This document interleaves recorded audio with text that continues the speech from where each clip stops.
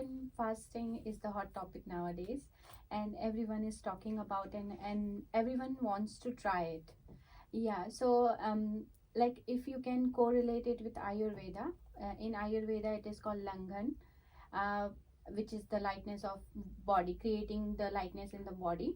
And intermittent fasting in modern world, as we explain it, if so it's like the breaking of eating hours. So normally we all have 8 hours of intermittent fasting every day, because we just have our dinner at 9 o'clock or 8 o'clock, and in the morning we have again at around 8 or 9 in the morning. So yeah, it's always like 8 hours of fasting, but people are doing more than that. So in Ayurveda it is normally 12 hours of fasting, and it is called Langhan. But in modern or according to nowadays, it's 24 hours, 16 hours. So it depends on person to person, as well as their concerns, their goals. So how much amount of weight they want to reduce, as well as what they achieve from that fasting. Yeah. So the 1 meal a day OMAD, 1 meal a day, a lot of people do that, but they shouldn't sort of get into it straight away, should they? I understand some people have sort of gone from eating 3 to 5 meals a day to all of a sudden just saying, oh, I want to have 1 meal a day, and they can feel faint, or their blood sugar levels sort of have to adjust. So we have to ease into it gently. Yeah, that's correct. So it depends on person to person. Some people are easily can fast, like they can easily fast, but some people, they find it difficult. They can't be hungry for long hours. So if we can correlate again it with Ayurveda, so there are, I already told you in the last session that there are 3 types of Prakriti, basically. So Vata, Pitta, Kapha. So Kapha Prakriti Vyakti or people, they are like they can easily fast, but the people who are from Pitta body type or Vata body type, they are not able to do the fast for 24 hours continuously. And if they do it, then maybe it will harm it in spite of the benefit. So yeah, it depends on person to person, as well as their body type. Right. So you have to consult your doctor or your physician before going for intermittent fasting. Yeah. And like anything we discuss on these programs, it's must we advise people to, of course, talk with their practitioner, health practitioner, and get advice. We're just sort of opening up the conversation here, and then people can sort of do their own research and talk to their doctor for specific advice, because we know the human body is different for everyone. What suits one person doesn't suit another, obviously. But it was interesting how you sort of opened up this afternoon saying with Ayurveda it's lighter. We want to sort of achieve the lightness on the body with fasting, and really that's what it's about, isn't it? Because if we sort of always eating and grazing the 3 meals a day, and then usually people have in between breakfast and lunch they have a snack, in between lunch and dinner they have a snack, and after dinner they have I don't know, what do you call it? Supper, is it called? Yeah. It's something after dinner. What's that? 6 little, well, maybe 3 big meals and another 3 little meals. So we're really eating 6 times a day. Sometimes we don't need that. You hear that a lot of people are getting diabetes because every time we eat, it's sort of a reaction of insulin comes to the body. So we can have sugar issues with eating too often. We really just want to give the body a break. That's the purpose of intermittent fasting. Yeah, and it is important to understand here that if you are eating something, your body needs to digest it to get all the nutrients. And if you are continuously eating, then your body is just busy in the digestion process, and it does not get time to repair, to heal itself. So it is very important, if you want to heal yourself, if you want to be disease free, then it is important that you eat mindfully and according to your hunger, as I already said. Like if you are hungry, then eat. It's not that time that motivates you to eat. It's the hunger that motivates to you to eat. Right, because we do get in the habit of saying, okay, time for, people sort of leave work at 10:30, 11 in the morning. They go downstairs with a mate and, I don't know, have a smoko break or have a coffee and get a little muffin, because that's just what they do. But if they really listen, that they might not be hungry, they don't need it. Yeah, and also you can see that some people who do intermittent fasting, some get results, some doesn't get results, because what you are eating after the fasting, it's very important. If you are eating again junk food, if you are having caffeine or coke or diet, like if you are having diet coke or cold drinks, it again affects your body in a negative way, so it doesn't give you nutrition. So it is very important that before starting intermittent fasting, you need to know what food should I eat after breaking my fast, because it's a long fast and your body really needs nutrition. So it's really crucial for people to understand that. Yeah, Yeah. right. Because certain foods can spike blood sugar, like Yes. white. Let's say if they had white bread or Yeah. a chip. What do we used to have at school? Chip Chips. roll. We'd Yeah, get a chip. white roll and put like twisties inside or something, right? Yeah. I mean, how bad is that? Yeah, my son always It's said fun. like you can get the sugar rush. Yeah, in moderation. Yeah. We're not saying don't have it, but to make an example, that if we were fasting and the first meal we're going to eat was probably better to have, like, I don't know, veggies and fish or chicken or whatever, something, with good nutrition and not like just flour. Yeah, and it bread. should be healthy, nutritious, as well as light. You never should break your fast having heavy food, which is like difficult to digest. So, for Like what, example, oily? junk food, yeah, with lots of butter or heavy fats, and not easy to digest. So, whenever you break your fast, you should be light on your breakfast or your dinner or your lunch, and then gradually you increase your food or your drinks, everything. So, okay, you said a couple of things that constitute heavy food, butters and oils. So what else is heavy food? Like meat, is that classed as a heavy food? Meat, if you prepare it like with very oily substance, like frying it, so it's not good. You can start with chicken soup, you can start with soups. That's light. Yeah, you can start with like the porridge or these kind of things. So don't Soft. go, yeah, soft. Don't go with heavy diets. Don't open your fast with heavy diets. Right. It's very important to understand that. Yeah. So is it the soups and the softer foods like oats and that, Yeah. the digestive Yeah. tract can push it through the body easier Yeah. than a solid like meat, let's say? Yeah, so you can eat that like after 2 days or after 1 day.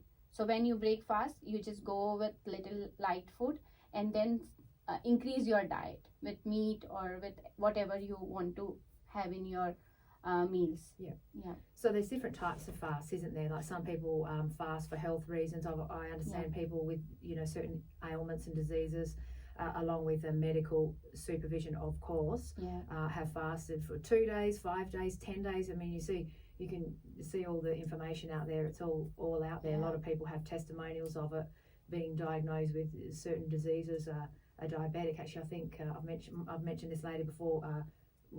Christina Raw, she's a vegan. I think she was diagnosed with diabetes, I think it was 10 years ago, and she went on a vegan sort of plant-based diet and sort of avoided going down that way. Yeah. And she swears by it. Raw Food with Christina. I think she's got a YouTube channel, couple of million followers. Okay. So it's different for everyone. Yeah. But even people who have been diagnosed with cancer, there's Yeah. articles out there and medical publications of doctors saying that they've had these patients that have done supervised fasts with Yes. just water only and perhaps a few electrolytes like salts and that, Yeah. and under supervision, and the cancer markers have reduced. The main reason is to give time your body to heal itself, because body shows symptoms that something is wrong in your body. So body is able to heal itself, but we don't give it time. So she needs, or he needs, like the body needs time to heal itself. That is why the fast is done like on a regular basis. So in India we have different kinds of fast. So some one fast every month. So people do fast like every month. We have different festivals, and in which we also do fast. But nowadays people eat more during fast than in normal days, because there are lots of special what you call food is available for fast. So yeah, so we have to be clear about the fast. What is the meaning of fast? What are the benefits of fast? And then we do this fasting or intermittent fasting. So intermittent fasting, I think there is mainly 3 types of fasting. It's 24 hours, 16 hours, and then 5 to 8 hours maybe. So it depends on person to person how much you can hold your hunger for how long time. So here I want to say that analyze yourself, start with the less number of hours, and then gradually increase your number of hours for fasting, so it does not adversely affect your body, and your body get used to it, and it will be easy for you. Yeah, exactly, makes sense.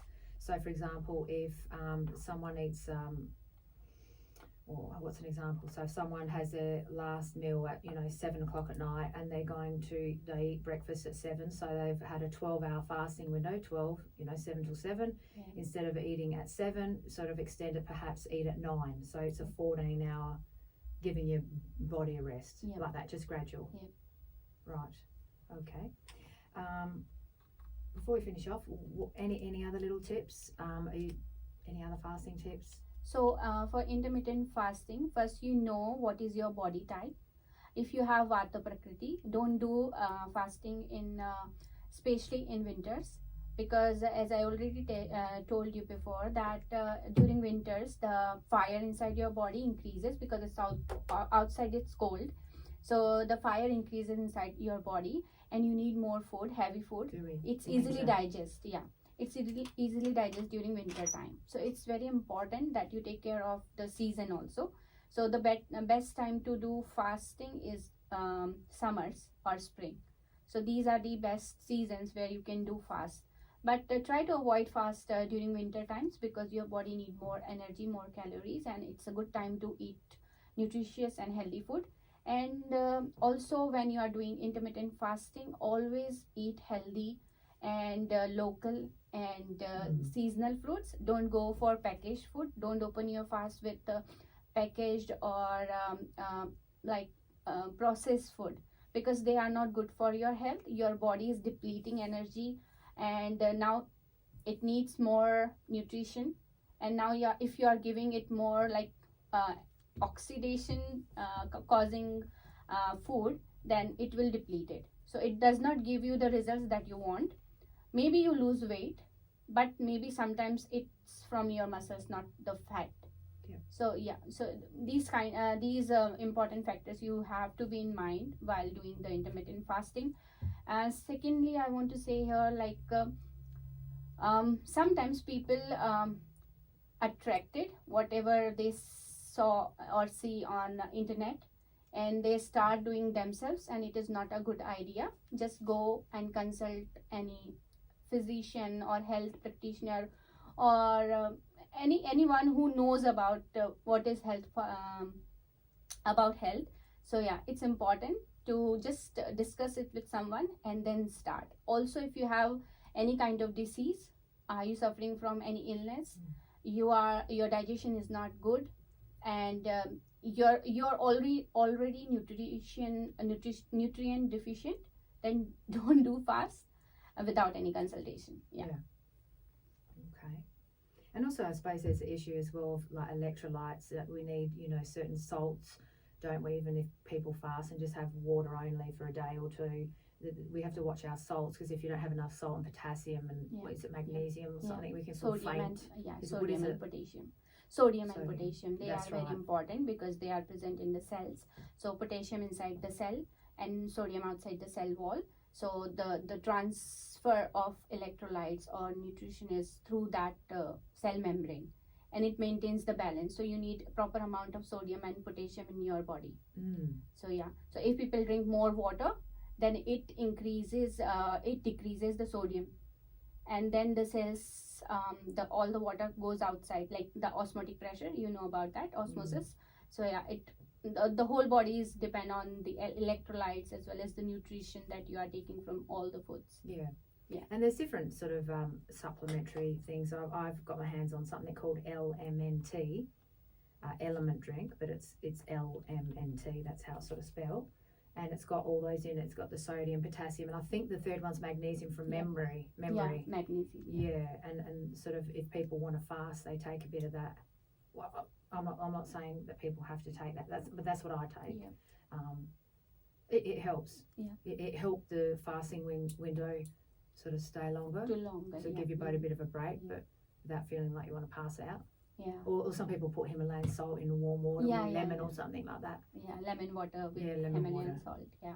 Yeah, and, It's a good one. Yeah. and I've heard also green tea stops the hunger pangs. You know, when people say, "Oh, I'm always hungry. I finished eating, and a few hours later I want to eat again." Mhm. I think green tea's got something in it that Yeah, but it there are controls now hunger. different types of green teas in the market, so you need There to be is. aware of that also.